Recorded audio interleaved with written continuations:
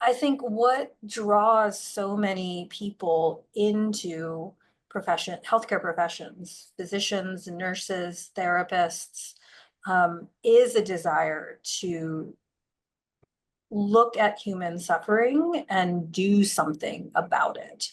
And whether that's doing something by, a surgery or some other technical procedural skill, or doing something by simply standing with somebody as they, navigate a devastating diagnosis or end of life planning or reworking or reshaping what they imagined their life to be.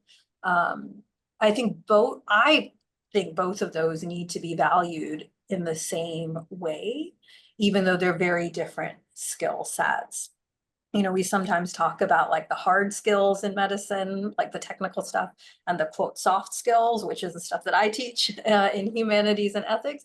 But frankly, I mean, the humanities and ethics, like doing that well is, I think, much harder than learning to suture, or learning to, administer various kinds of injections or the other sort of technical things that we also need to learn as physicians.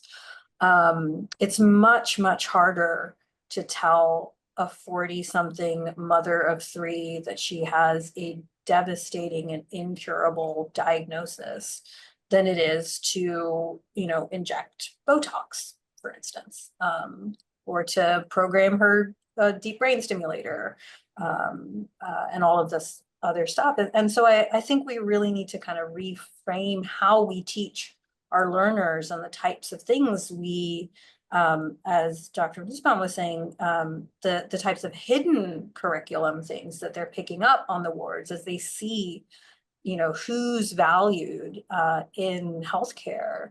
And it's often not the palliative care physicians or the social workers or the case managers, who are doing a lot of that really deep work with patients, but are not sort of recognized in the same way at a administrative level.